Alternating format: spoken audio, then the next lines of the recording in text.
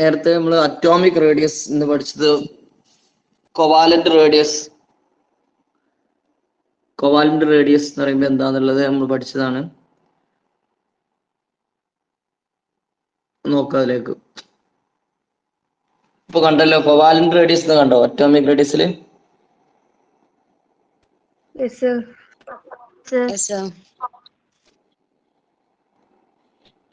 Definition it is 1/2 of the distance between the centers of the nuclei of two bonded atoms of the same element. The covalent radius definition ആണ്. ഞാൻ ഇന്ന് ക്ലാസ്സിൽ പറഞ്ഞു രണ്ട് same atoms combine ചെയ്തിട്ട് molecule ആകുമ്പോൾ അതിന്റെ രണ്ടിന്റെ ന്യൂക്ലിയസുകൾ തമ്മിൽ ഡിസ്റ്റൻസ് എടുത്തിട്ട് അതിന്റെ ഹാഫ് എടുത്ത് കൊവാലന്റ് റേഡിയസ് കിട്ടും. അതാണ് it is 1/2 of the distance between the centres of the nuclear. അതിന് നമ്മൾ ഇന്റർ ന്യൂക്ലിയർ ഡിസ്റ്റൻസ് എന്നാ പറയാം. ഈ ന്യൂക്ലിയസ് നിന്ന് ന്യൂക്ലിയസിലേക്കുള്ള ആ ഡിസ്റ്റൻസ് ആണ് ഇന്റർ ന്യൂക്ലിയർ ഡിസ്റ്റൻസ്. അതിന്റെ ഹാഫ് ഇത്രേ ഉള്ളൂ. Of two bonded atoms of the same element. ഒരേ എലമെന്റിന്റെ രണ്ട് ആറ്റംസ് ബോണ്ട് ചെയ്ത് നിൽക്കുമ്പോൾ. എക്സാമ്പിൾ ഏതാണല്ലോ നോക്കൂ. ഹൈഡ്രജന്റെ ഇതിൽ എക്സാമ്പിൾ ഉണ്ട്. ഹൈഡ്രജൻ ഇന്റർ ന്യൂക്ലിയർ ഡിസ്റ്റൻസ് 74 ആണ് പൈക്കോമീറ്റർ. അപ്പൊ എത്ര കോവാലന്റ് റേഡിയസ് വരിക? ഇന്റർ ന്യൂക്ലിയർ ഡിസ്റ്റൻസിന്റെ പകുതിയേ വരുള്ളൂ. എത്ര വരുന്നുണ്ട്?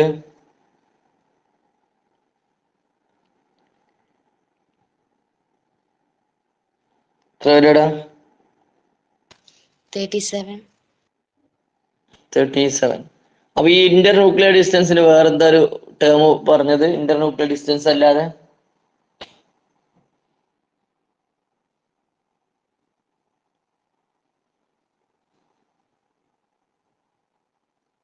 ഇന്റർ ന്യൂക്ലിയർ ഡിസ്റ്റൻസിന് വേറെ ടേം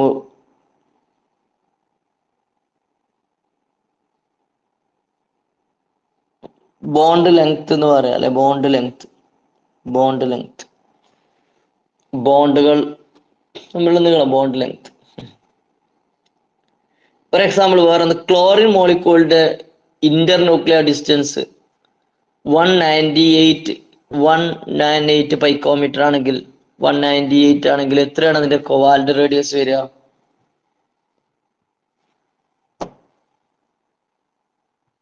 -90.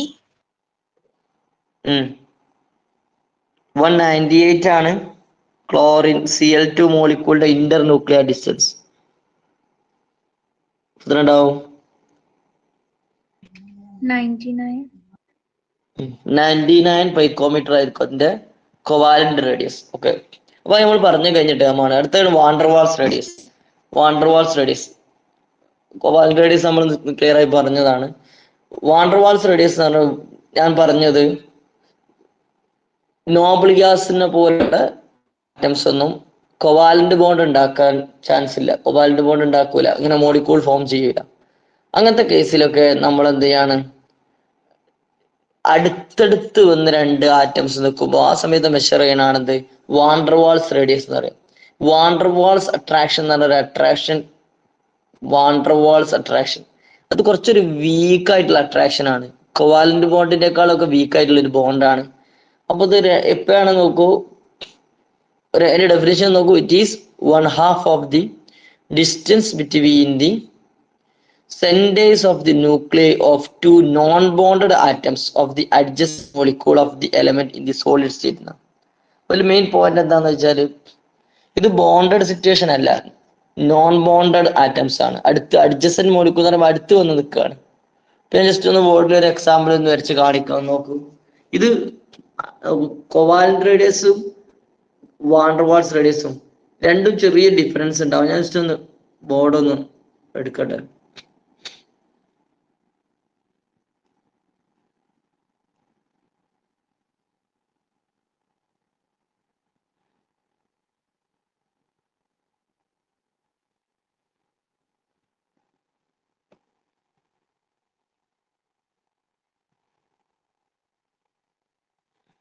ഇപ്പൊ ബോർഡ് കാണുന്നുണ്ടോ?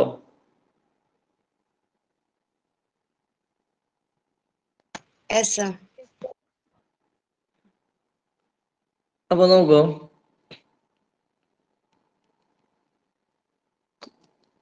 ആർ വി അതാണ് വാണ്ടർവാൾസ് റേഡിയസ്. വാണ്ടർവാൾസ് റേഡിയസ് ഇപ്പൊ ഞാൻ പറയാം നോക്കൂ, ഒരു ശരിക്കും ശ്രദ്ധിച്ചോട്ടോ. നമ്മൾ ക്ലോറിൻ മോളിക്യൂളിന്റെ കേസിൽ കൊവാലന്റ് റേഡിയസും പറയാം, വാണ്ടർവാൾസ് റേഡിയസും പറയാം. എങ്ങനെയാണ് ഡിഫറൻസ് നോക്കിയോ. ഇപ്പൊ ഇത് രണ്ടും ഒരേപോലത്തതാന്ന് വിചാരിച്ചോ, രണ്ട് ക്ലോറിൻ ആണ് ഒരേപോലത്തെ. ഇതൊരു മോളിക്യൂളാണ് ക്ലോറിന്റെ, Cl2 മോളിക്യൂളാ. ഈ ഇന്റർന്യൂക്ലിയർ ഡിസ്റ്റൻസ് എത്രയാണ്? 198 പൈക്കോമീറ്റർ ആണ്. അപ്പൊ നമ്മളിപ്പോ നേരത്തെ പറഞ്ഞ എത്രയാണ് അതിന്റെ കൊവാലന്റ് റേഡിയസ് 99 ആ വരിക. കൊവാലന്റ് റേഡിയസ് 99 പൈക്കോമീറ്റർ ആ വരിക. അതാണ് ബോണ്ടഡ് സിറ്റുവേഷൻ എന്ന് പറഞ്ഞത്. ക്ലോറിന്റെ ഒരു മോളിക്യൂൾ, അതിൽ രണ്ട് ക്ലോറിൻ ആറ്റംസ് ആണ്, അവ തമ്മിൽ ഒരു സിംഗിൾ കോവാലന്റ് ബോണ്ട് ഉണ്ട്. അപ്പൊ ആ സമയത്ത് നമ്മൾ അത് തമ്മിൽ ഇന്റർന്യൂക്ലിയർ ഡിസ്റ്റൻസ് എടുത്ത് അല്ലെങ്കിൽ ബോണ്ട് ലെങ്ത് എടുത്ത് അതിന്റെ ഹാഫ് എടുത്ത അതാണ് കോവാലന്റ് റേഡിയസ്. ഇനി എങ്ങനെ ക്ലോറിന്റെ തന്നെ നമുക്ക് ഇത് ക്ലോറിന്റെ തന്നെ എന്ത് വാണ്ടർവാൾസ് റേഡിയസ് മെഷർ ചെയ്യൽ എങ്ങനെ നോക്കും. ക്ലോറിൻ്റെതാണ്.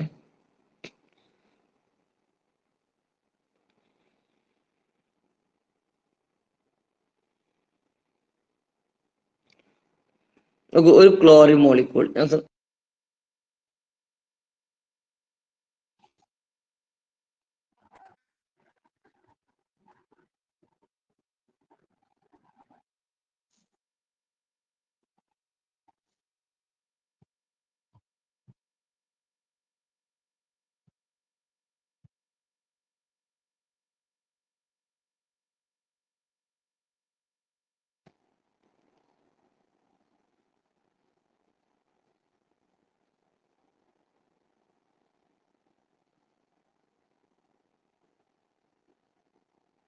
ഈ വരച്ചപ്പോ ഞാൻ ഒരു ക്ലോറിൻ മോളിക്യൂളിനെ വരച്ചത് കേട്ടോ.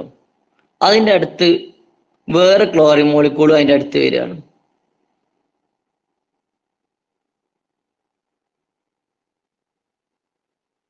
ഇവിടെ പിക്ചറിലുള്ള എന്താ വെച്ചാല് രണ്ട് ക്ലോറിൻ മോളിക്യൂൾസ് അടുത്ത് വന്ന് നിൽക്കുകയാണ്.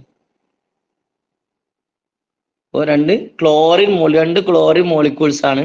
ഇത് തമ്മിൽ വാണ്ടർവാൾസ് എന്ന അട്രാക്ഷൻ ഉണ്ട്. അതൊരു വീക്ക് അട്രാക്ഷൻ ആണ്. ആ അട്രാക്ഷൻ കൊണ്ട് എന്ത് ചെയ്യും, ഈ രണ്ട് മോളിക്യൂൾസും ഇങ്ങനെ എന്ത് ചെയ്യും, close vicinity to each other എന്നാണ്.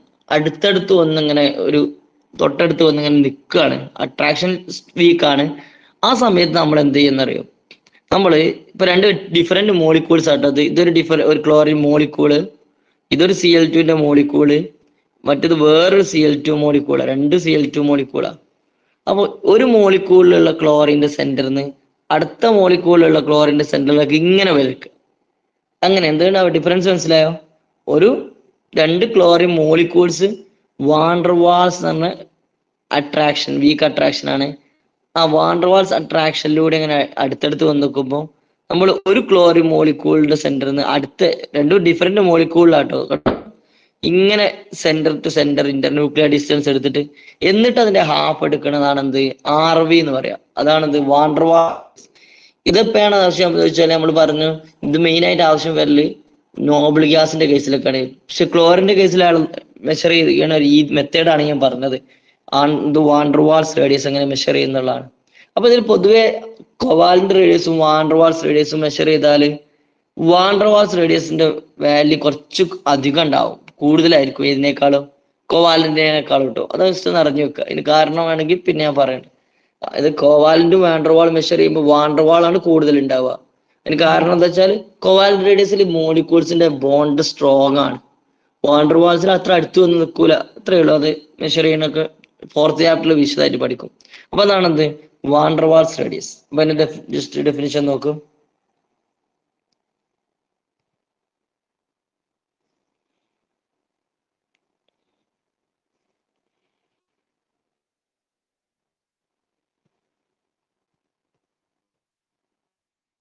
അപ്പോ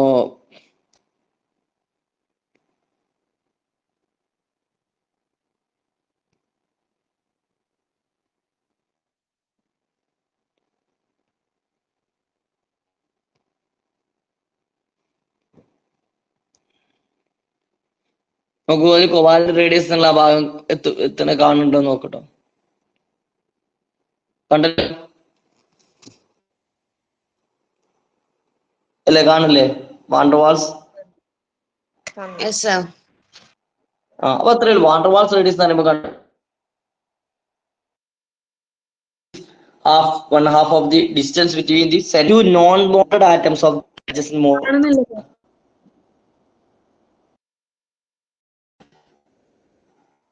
ഇനി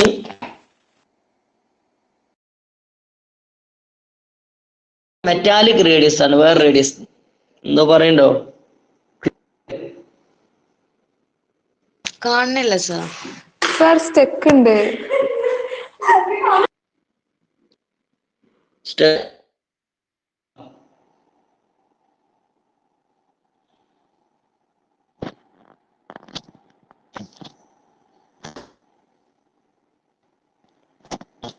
ഞാൻ പറയണ കേൾക്കുന്നുണ്ടോ? അപ്പൊ ക്ലിയർ ഉണ്ടോ?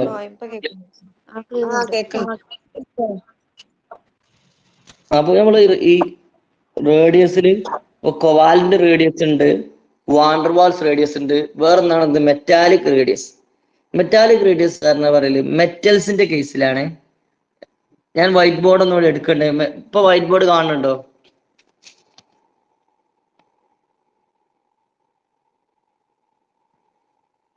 കാണുന്നുണ്ട് സർ. അടുത്തൊരു റേഡിയസ് ആണ് മെറ്റാലിക് റേഡിയസ്. അപ്പൊ ടൈം ജസ്റ്റ് ഒന്ന് പറയാം. മെറ്റാലിക് റേഡിയസ് ആണ് അത് ഇത്ര എന്താ വെച്ചാൽ മെറ്റൽസിൽ ഇപ്പൊ എക്സാമ്പിൾ അയൺ ആണെങ്കിൽ അയണില് കുറെ മെറ്റാൽസ് ആറ്റംസ്, അയണിന്റെ കുറെ ആറ്റംസ് മെറ്റാലിക് ബോണ്ടിങ് ആണ് അതിലുള്ള ബോണ്ടാണ് മെറ്റാലിക് ബോണ്ട്. അപ്പൊ ഇങ്ങനെ അടുത്തടുത്തുള്ള അയൺ ആറ്റംസ് അടുത്തടുത്ത് ഇങ്ങനെ കുറെ അയൺ ആറ്റംസ് അതിൽ ഇങ്ങനെ മെറ്റാലിക് ബോണ്ടിലൂടെ വളരെ ക്ലോസ് ആയിട്ടാണ് നിൽക്കുക കേട്ടോ. വളരെ അടുത്തടുത്താ നിൽക്കുക കുറെ അയൺ ആറ്റംസ്. അപ്പൊ ഇതിവിടെ എന്ത് ചെയ്യും? മെറ്റാലിക് ബോണ്ടാണ് ഇവരെ അടുപ്പിച്ച് നിർത്തുന്നത്. അങ്ങനെയുള്ള അയൺ ആറ്റംസിൽ ഇതേപോലെ നമ്മൾ എന്ത് ചെയ്യും?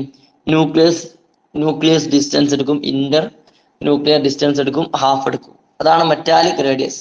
മെറ്റാലിക് റേഡിയസ് ജസ്റ്റ് ഒന്ന് നോക്കിയാൽ മതി. Metallic radius. ഓക്കെ, ഇനി അടുത്തൊരു ചില കാര്യങ്ങൾ, ഇമ്പോർട്ടന്റ് കാര്യങ്ങൾ അങ്ങനെ പറയാൻ പോണത്. ഞാൻ പറയണത് ക്ലിയർ ഉണ്ടോ? ക്ലിയർ ഉണ്ട് സർ. ഉള്ളത് നന്നായി ശ്രദ്ധിക്കുക. അപ്പൊ നമ്മൾ പറഞ്ഞത് ആറ്റത്തിന്റെ സൈസ് നമ്മൾ മെഷർ ചെയ്യാൻ ഉപയോഗിക്കല് അറ്റോമിക് റേഡിയസ് ആണ്. അപ്പൊ അറ്റോമിക് റേഡിയസ് എങ്ങനെ കാണാന്നാണ് ഇതുവരെ പറഞ്ഞത്. അതില് സാധാരണ മെഷർ ചെയ്യുന്ന കോവാലന്റ് റേഡിയസ് ആണ്. മെറ്റൽസിന്റെ കേസിൽ നമ്മൾ എന്ത് റേഡിയസ് ആണ് മെറ്റൽസിന്റെ കേസിൽ പറയല്? മെറ്റാലിക് റേഡിയസ് എന്ന് പറഞ്ഞ ടേമാണ് ഉപയോഗിക്കുക. മെറ്റൽ ആകുമ്പോൾ അതിൽ മെറ്റാലിക് ബോണ്ട് ആയതുകൊണ്ട് അതിലുള്ള ആറ്റംസ് അടുത്തടുത്ത് നിൽക്കുന്ന ആറ്റംസിന്റെ ഇന്റർ ന്യൂക്ലിയർ ഡിസ്റ്റൻസ് മെഷർ ചെയ്ത് ഹാഫ് എടുത്താൽ മെറ്റാലിക് റേഡിയസ് കിട്ടും. പിന്നെ വേറെ ചില കേസിൽ വാണ്ടർവാൾസ് റേഡിയസും വേണ്ടി വരും. കോവാലന്റ് റേഡിയസ് കിട്ടാത്തടത്ത് നമുക്ക് വാണ്ടർവാൾസ് റേഡിയസും മെഷർ ചെയ്യാം. അപ്പൊ അത് പോട്ടെ. അപ്പൊ നമ്മൾ ഇനി പറയാൻ പോണേ, ഇനി ശ്രദ്ധിച്ചോ, ആറ്റത്തിന്റെ സൈസും എക്സ്പ്രസ് ചെയ്യാൻ നമ്മൾ അറ്റോമിക് റേഡിയസ് ആണ് ഉപയോഗിക്കുക. ഫ്രം ടോപ്പ് ടു ബോട്ടം, ആ പോയിന്റുകളൊക്കെ ഒന്ന് ശ്രദ്ധിക്കുക. ഫ്രം ടോപ്പ് ടു ബോട്ടം, ഞാൻ ബോർഡിന് എടുക്കണ്ടേ, ബോർഡിൽ ഇങ്ങനെ എഴുതിക്കൊണ്ട് പറയാം. From top to bottom across a period. Example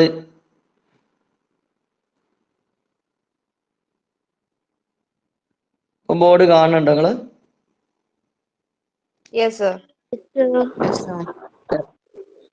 ഇല്ലേ?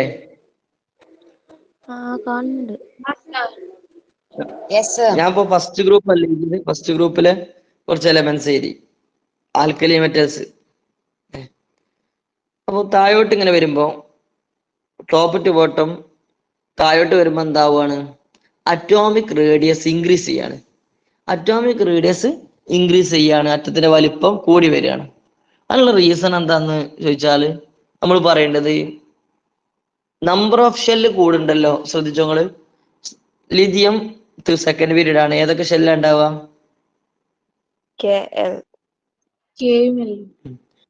കെയും എല്ലും ആണ്. ഇതിന്റെ ഇലക്ട്രോണിക് കോൺഫിഗറേഷൻ 2 1 ആണല്ലോ. സോഡിയം ആകുമ്പോ കെ ഉണ്ട്, എൽ ഉണ്ട്, എം ഉണ്ട്. 2 8 1 ആണ്.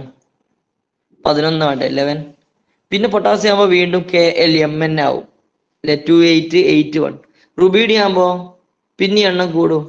അപ്പൊ ഇതിൽ ലിഥിയത്തിൽ 2 ഷെല്ലാണെങ്കിൽ 2 ഷെല്ലാണെങ്കിൽ sodium 3 shell, potassium 4 shell, rubidium 5 shell, caesium 6 shell, ഫ്രാൻസിയൊക്കെ എത്തുമ്പോൾ ഷെല്ല് 7 ആവും.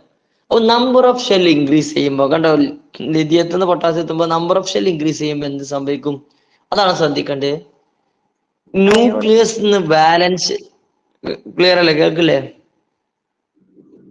ആ കേൾക്കുന്നുണ്ട്.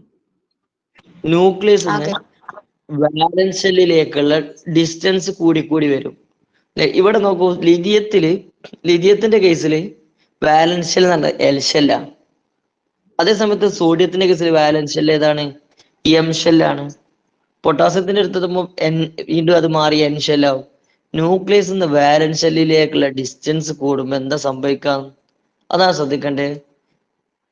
ഇത് ന്യൂക്ലിയസ് വാലൻസ് ഷെല്ലിലേക്കുള്ള ഡിസ്റ്റൻസ് കൂടുമ്പം ഇനി ശ്രദ്ധിച്ചോ, ന്യൂക്ലിയർ ചാർജ് ഡിക്രീസ് ചെയ്യും. എന്ത് ചാർജ്? Nuclear charge.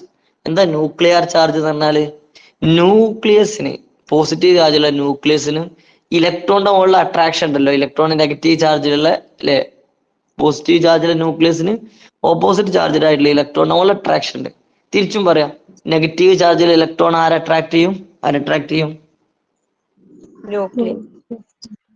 ആ പോസിറ്റീവ് ചാർജ് ന്യൂക്ലിയസിനെ അട്രാക്ട് ചെയ്യും. അപ്പൊ ഈ അട്രാക്ഷൻ വിളിക്കുന്ന പേരാണ് ന്യൂക്ലിയർ ചാർജ്. അപ്പൊ നോക്കൂ, ഗ്രൂപ്പിൽ ഇങ്ങനെ താഴോട്ട് വരുമ്പോൾ നമ്പർ ഓഫ് ഷെല്ല് കൂടുമ്പോൾ ന്യൂക്ലിയസും വാലൻസ് ഷെല്ലും തമ്മിൽ ഡിസ്റ്റൻസ് കൂടും. അപ്പൊ സ്വാഭാവികമായിട്ട് ന്യൂക്ലിയർ ചാർജ് കുറയും. ന്യൂക്ലിയർ ചാർജ് കുറഞ്ഞാൽ എന്താ? സൈസ് കൂടും. ഇത് ന്യൂക്ലിയസിന് വാലൻസ് ഷെല്ലുകൾ ഇലക്ട്രോണെ നന്നായി അട്രാക്ട് ചെയ്യാൻ കഴിയാതെ വന്നാൽ എന്താവും? വാലൻസ് ഷെല്ലുകൾ ഇലക്ട്രോൺസ് തെറിച്ച് നിൽക്കും, ദൂരേക്ക് ഇങ്ങനെ നിൽക്കും. അപ്പൊ എന്താവും? സൈസ് ഇങ്ങനെ കൂടി വരും. അപ്പൊ എന്താണ്? അപ്പൊ ഇവിടെ ഒരു പോയിന്റ് ശ്രദ്ധിച്ചോ, നമ്മളിപ്പോ ലിഥിയത്തിന് 2 ഷെൽ, സോഡിയത്തിന് 3 ഷെൽ, പൊട്ടാസ്യത്തിന് 4 ഷെൽ 4 ഷെൽ ഉണ്ട്. അപ്പൊ ഇവിടെ ഷെല്ലിന് നോക്കി ശ്രദ്ധിക്കോ, 281 അല്ലെ? അപ്പൊ ഇവിടെ നോക്കണേ, ഇവിടെ ലിഥിയത്തിന്റെ കേസിൽ നമ്മൾ വാലൻസ് ഷെല്ല്, ലിഥിയത്തിന്റെ കേസിൽ എൽ ഷെല്ലാണ് അല്ലെ? ആ എൽ ഷെല്ലിലെ ഇലക്ട്രോൺ ആണ് വാലൻസ് ഇലക്ട്രോൺ. സോഡിയത്തിന്റെ കേസിൽ എം ഷെല്ലാണ്. അപ്പൊ ഇവിടെ ഒരു സംഭവം ഉണ്ട്. സോഡിയത്തിന്റെ കേസിലൊക്കെ എന്ന് പറയുമ്പോൾ വാലൻസ് ഷെല്ലിലുള്ള ഇലക്ട്രോണിന്റെ മുകളിൽ ന്യൂക്ലിയസിനുള്ള അട്രാക്ഷൻ ഉണ്ടല്ലോ, അട്രാക്ഷൻ ഉണ്ട് എന്ന് പറഞ്ഞാൽ അത് ഏറ്റവും ഒരു കാര്യങ്ങൾ പഠിച്ചതായിരിക്കും. ന്യൂക്ലിയസിന് ഏറ്റവും അട്രാക്ഷൻ ഉണ്ട് അത് ഏത് ഷെല്ലിലുള്ള ഇലക്ട്രോണോടാണ്? കെ ഷെല്ലിലാണോ അല്ലെങ്കിൽ എൽ ഷെല്ലിലാണോ? കെ ഷെല്ലാണ്. നിയറസ്റ്റ് ഷെല്ലിലാണ് ഏറ്റവും അട്രാക്ഷൻ ഉണ്ടാകുക. നിയറസ്റ്റ് ഷെല്ലിൽ ഇലക്ട്രോണാണ് നന്നായിട്ട് അട്രാക്ട് ചെയ്യുക. പിന്നെ ഇങ്ങനെ അടുത്ത ഷെല്ല് അങ്ങനെ വരുമ്പോൾ എന്ത് ചെയ്യും? ന്യൂക്ലിയസിന്റെ അട്രാക്ഷൻ തന്നെ ന്യൂക്ലിയർ ചാർജ് കുറഞ്ഞു വരും. അപ്പൊ സോഡിയത്തിന്റെ കേസിൽ എന്താണെന്ന് വെച്ചാൽ ഈ വാലൻസ് ഷെൽ എം ഷെല്ലാണല്ലോ, ഇതിന്റെ ഇടയിലുള്ള ഈ എൽ ഷെൽ ഉണ്ടല്ലോ, എൽ ഷെൽ അതിൽ കംപ്ലീറ്റ്ലി ഫിൽഡ് ആണ് എൽ ഷെൽ അല്ലേ? 8 എന്ന് പറയുമ്പോൾ എൽ ഷെൽ ഇവിടെ കംപ്ലീറ്റ്ലി ഫിൽഡാ. ഈ കംപ്ലീറ്റ്ലി ഫിൽഡ് ഷെൽ എന്ത് ചെയ്യും? വാലൻസ് ഷെല്ലിന്റെ ഇടയിൽ വരുമ്പോൾ അത് ന്യൂക്ലിയസിന് വാലൻസ് ഷെല്ലിലേക്കുള്ള അട്രാക്ഷന് ഒരു മറ ഇടും. ഒരു സ്ക്രീൻ പോലെ നിന്നിട്ട് അതിനെ മറ പോലെ നിൽക്കും, സ്ക്രീൻ പോലെ നിൽക്കുക, അല്ലെങ്കിൽ നമ്മൾ പറയാം ഒരു ഷീൽഡ് പോലെ നിൽക്കുന്ന ഷീൽഡ്. അത് എന്ത് സംഭവം? വാലൻസ് ഷെല്ലിൽ നിന്ന് ന്യൂക്ലിയസിന്റെ ഇടയിൽ, ന്യൂക്ലിയസിൽ പോസിറ്റീവ് ചാർജുള്ള ന്യൂക്ലിയസിന് വാലൻസ് ഷെല്ലുകൾ ഇലക്ട്രോൺ അട്രാക്ട് ചെയ്യുമ്പോൾ അതിന്റെ ഇടയിൽ വരുന്ന കംപ്ലീറ്റ്ലി ഫിൽഡ് ഷെല്ലൊക്കെ എന്ത് ചെയ്യും? ഒരു മറ പോലെ അതിന്റെ ഇടയിൽ വരും, ഒരു സ്ക്രീൻ പോലെ വരുമ്പോൾ എന്ത് സംഭവിക്കും? സ്ക്രീൻ ചെയ്താൽ അട്രാക്ഷൻ കുറയും, ന്യൂക്ലിയർ ചാർജ് കുറയും. അപ്പൊ ആ എഫക്റ്റിനെ വിളിക്കുന്ന പേരാണെന്ത്? സ്ക്രീനിങ് എഫക്റ്റ് എന്ന് പറയാം. എന്ത് പറയും? സ്ക്രീനിങ് എഫക്റ്റ് എന്ന് പറയും. എന്താ?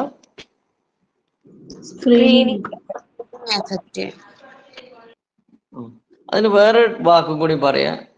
ആ വാക്കാണത് ഷീൽഡിങ് എഫക്റ്റ് എന്ന് പറയും.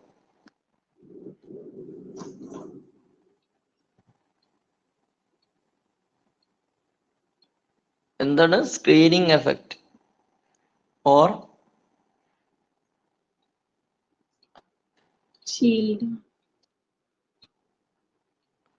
Shielding effect? ഇതെന്താന്ന് വെച്ചാൽ ഒന്നുമില്ല, എന്താ ന്യൂക്ലിയസിന് വാലൻസ് ഷെല്ലിൽ ഇലക്ട്രോൺ അട്രാക്ട് ചെയ്യണതിന്റെ ഇടയിൽ അതിന്റെ ഇടയിൽ വരുന്ന കംപ്ലീറ്റ്ലി ഫിൽഡ് ഷെൽ എന്ത് ചെയ്യും? ആ അട്രാക്ഷനെ സ്ക്രീൻ ചെയ്തിട്ട് അട്രാക്ഷൻ കുറക്കും. അതാണ് എന്ത് സ്ക്രീനിങ് എഫക്റ്റ്. അപ്പം താഴോട്ട് വരുമ്പോൾ ലിഥിയത്തിൽ നിന്ന് സോഡിയത്തിലേക്ക് വരുമ്പോൾ നമുക്ക് ഷെല്ലിന്റെ എണ്ണം കൂടിയല്ലോ. അപ്പോൾ എന്താവും വാലൻസ് ഷെല്ലിന്റെയും ന്യൂക്ലിയസിന്റെയും ഒക്കെ ഇടയിൽ വരുന്ന ഷെല്ലായിട്ടുള്ള എൽ ഷെല്ല് അവിടെ എന്ത് ചെയ്യും ഒരു സ്ക്രീൻ പോലെ നിൽക്കും, കംപ്ലീറ്റ്ലി ഫിൽഡ് ആയിട്ട്. പിന്നെ താഴോട്ട് വരുമ്പോൾ വീണ്ടും എന്ത് ചെയ്യും സ്ക്രീനിങ് എഫക്റ്റ് കൂടുമല്ലോ. അപ്പൊ ഒരു കാര്യം ശ്രദ്ധിച്ചോ, ഗ്രൂപ്പിൽ മുകളിൽ നിന്ന് താഴോട്ട് വരുമ്പോൾ അറ്റോമിക് റേഡിയസ് ഇൻക്രീസ് ചെയ്യാനുള്ള കാരണം 1 മാർക്ക് ക്വസ്റ്റ്യൻ ആണെങ്കിൽ ആൻസർ ചെയ്തതിന്റെ എത്രയേ ഉള്ളൂ, ന്യൂക്ലിയർ ചാർജ് ഡിക്രീസ് ചെയ്യാണ്. അല്ലെങ്കിൽ എഫക്റ്റീവ് ന്യൂക്ലിയർ ചാർജ് എന്ന് പറയാം. എന്താ പറയുക എഫക്റ്റീവ് ന്യൂക്ലിയർ ചാർജ്. എന്താ അങ്ങനെ പറയാൻ നോക്കൂ. ഇപ്പൊ നോക്കട്ടോ, ഇപ്പൊ ലിഥിയം, സോഡിയം, പൊട്ടാസ്യം, റുബീഡിയം അങ്ങനെ താഴോട്ട് വരുമ്പോ എന്താവും നമ്പർ ഓഫ് ഷെല്ല് കൂടാണ്. നിങ്ങൾക്ക് അറിയല്ലോ എന്താ ന്യൂക്ലിയർ ചാർജ് എന്ന് ഞാൻ പറഞ്ഞു. എന്താ ന്യൂക്ലിയർ ചാർജ് പറഞ്ഞു?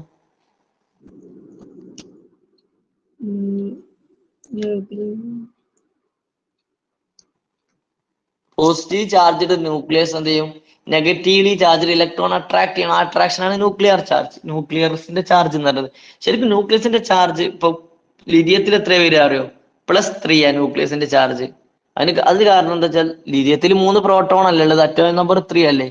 3 പ്രോട്ടോൺ ഉണ്ടാവുമ്പോ ഓരോ പ്രോട്ടോണിന് പ്ലസ് എത്ര പ്ലസ് ഉണ്ടാവും?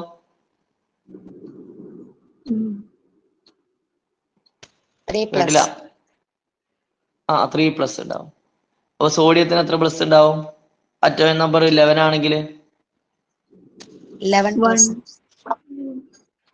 11 ടോട്ടൽ 11. അപ്പൊ +11 ആണ് അതിന്റെ ന്യൂക്ലിയർ ചാർജ് അല്ലെ.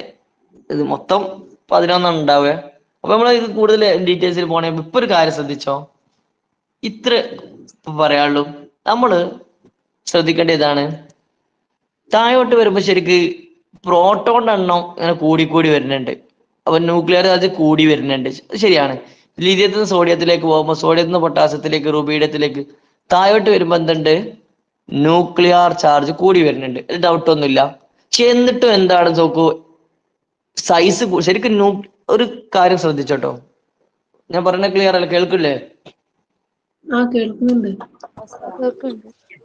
അതോ ഇങ്ങനെ ഒരു സംഭവം, ഇത് ന്യൂക്ലിയർ ചാർജ് കൂടിക്കഴിഞ്ഞാൽ സൈസ് കുറയും. ന്യൂക്ലിയർ ചാർജ് കൂടിക്കഴിഞ്ഞാൽ എന്താ സൈസ് കുറയും. അപ്പൊ ന്യൂക്ലിയർ ചാർജും അറ്റോമിക് സൈസും, അല്ലെങ്കിൽ അറ്റോമിക് സൈസ് നമ്മൾ പറയല് അറ്റോമിക് റേഡിയസ് ആട്ടോ പറയാം. അപ്പൊ ന്യൂക്ലിയർ ചാർജും അറ്റോമിക് റേഡിയസും ഡയറക്ട്ലി ആണോ അല്ലെങ്കിൽ ഇൻവേഴ്സ്ലി ആണോ? Inversely proportional. Nuclear charge is inversely proportional ആണെന്ന് അറ്റോമിക് റേഡിയസിന്. Atomic radius is inversely proportional to nuclear charge. അപ്പൊ ഇത് നിങ്ങൾ ശ്രദ്ധിച്ചോ, താഴോട്ട് വരുമ്പോൾ ശരിക്കും ഇവിടെ എന്തുണ്ട്, ലിഥിയത്തിൽ സോഡിയത്തിൽ പൊട്ടാസ്യത്തിലേക്ക് ന്യൂക്ലിയർ ചാർജ് ശരിക്കും കൂടുന്നുണ്ട്, നമ്പർ ഓഫ് പ്രോട്ടോൺ കൂടുന്നുണ്ടല്ലോ. പക്ഷെ എന്നിട്ടും എന്തുകൊണ്ടാണ് എന്ത് ഇവിടെ ഇപ്പോ സൈസ് കൂടി വരാൻ കാരണം എന്താ? കാരണം ഒന്ന് സ്ക്രീനിങ് എഫക്റ്റ് ആണ്. ഈ സ്ക്രീനിങ് എഫക്റ്റ് ആണ്. അപ്പൊ സ്ക്രീനിങ് എഫക്റ്റ് കൊണ്ട് എന്താ സംഭവിക്കാറിയോ? ഇനി ശ്രദ്ധിക്കണം കേട്ടോ, എഫക്റ്റീവ് ന്യൂക്ലിയർ ചാർജ് ഡിക്രീസ് ചെയ്യും. എന്ത് സാധാരണ ന്യൂക്ലിയർ ചാർജ് അല്ല, എന്താ ഉപയോഗിക്കുന്ന ടേം എന്താ? എഫക്റ്റീവ്. കാരണം നമുക്ക് ന്യൂക്ലിയർ ചാർജ് താഴോട്ട് ഗ്രൂപ്പിൽ ഇത് ഇനി ശ്രദ്ധിക്കേണ്ടതാണ്. ഞാൻ പറയുന്ന സെന്റൻസ് ഇങ്ങനെ ശ്രദ്ധിച്ചോ, ഗ്രൂപ്പിൽ മുകളിൽ നിന്ന് താഴോട്ട് വരുമ്പോ number of proton atomic number കൂടുന്നോണ്ട് നമ്പർ ഓഫ് പ്രോട്ടോൺ കൂടുന്നൊക്കെ ഉണ്ട്, അതോ ന്യൂക്ലിയർ ചാർജ് കൂടുന്നുണ്ട്. പക്ഷേ എഫക്റ്റീവ് ന്യൂക്ലിയർ ചാർജ് ഡിക്രീസ് ചെയ്യുക ചെയ്യണേ.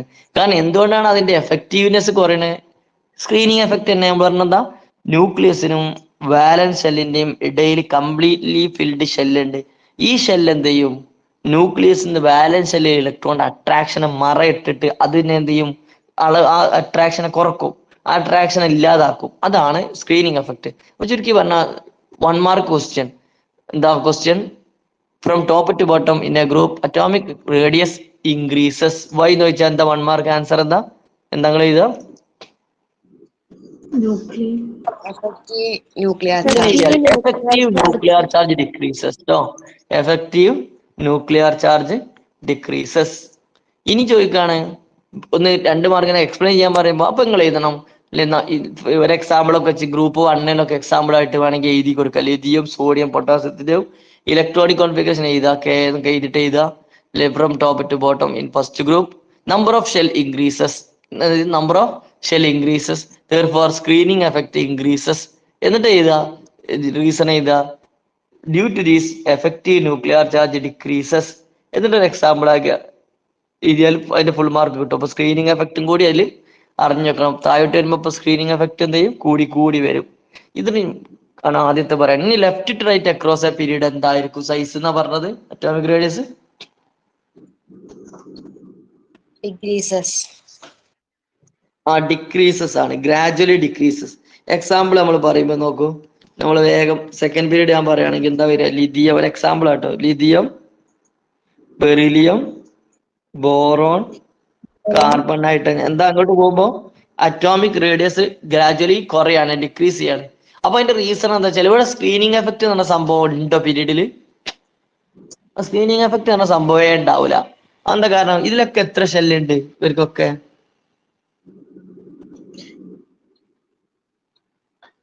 രണ്ട് shell.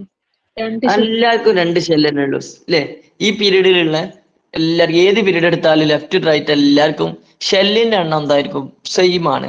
Number of shells remaining same ആണ്. അപ്പൊ ഇവിടെ നോക്കൂ, ന്യൂക്ലിയർ ചാർജ് ആണെങ്കിൽ എന്ത് സംഭവിക്കാൻ നോക്കൂ? ന്യൂക്ലിയർ ഞാൻ ശ്രദ്ധിക്കേണ്ടി കേട്ടോ. അപ്പൊ സ്ക്രീനിങ് എഫക്ട് ഇവിടെ പറയാനൊന്നുമില്ല, കാരണം എല്ലാവർക്കും ഒരേ നമ്പർ ഓഫ് ഷെല്ല. പക്ഷെ ഇവിടെ ന്യൂക്ലിയർ ചാർജ് ഇൻക്രീസ് ചെയ്യണ്ടേ, അതാണ് പോയിന്റ്. എന്ത് കൂടും? ന്യൂക്ലിയർ ചാർജ് കൂടി കൂടി വരും. അത് സംഭവം എന്താ അറിയോ? സെക്കൻഡ് പീരീഡ് ആയ എക്സാമ്പിൾ എടുത്തെങ്കിൽ എല്ലാവർക്കും ഷെല്ലിന്റെ എണ്ണം 2 പക്ഷെ ലിഥിയത്തിൽ നിന്ന് ബെറിലിയത്തിൽ എത്തുമ്പോൾ പ്രത്യേകം എന്താ? അറ്റോമിക് നമ്പർ കൂടുകയാണ്. അറ്റോമിക് നമ്പർ കൂടുമ്പോൾ പ്രോട്ടോണിന്റെ എണ്ണം കൂടുമ്പോൾ എന്ത് ചെയ്യും? ന്യൂക്ലിയർ ചാർജ് ഇങ്ങനെ ലെഫ്റ്റ് ടു റൈറ്റ് കൂടി കൂടി വരിക. അപ്പൊ ന്യൂക്ലിയർ ചാർജ് കൂടുമ്പോൾ പറഞ്ഞാൽ എന്താ? അറ്റോമിക് റേഡിയസ് എന്ത് ചെയ്യും? ഡിക്രീസ് ചെയ്യും. ഓക്കെ അല്ലേ? ലെഫ്റ്റ് ടു റൈറ്റ് എന്താ? First point number of shell remain same ആണ്. അതിൽ അപ്പൊ സ്ക്രീനിങ് എഫക്ട് എന്ന് പറഞ്ഞത് എക്സ്പ്ലനേഷൻ പീരീഡിൽ നിങ്ങൾ പറയാൻ വേണ്ട. നിങ്ങൾ പറയേണ്ട പോയിന്റ് ഇതാണ്: from left to right across a period nuclear charge increases, therefore radius gradually decreases. Okay,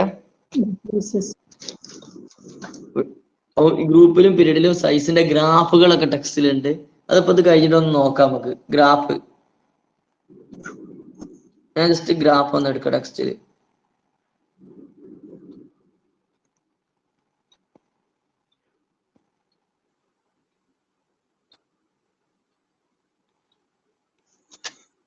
കാണുന്നുണ്ടത്?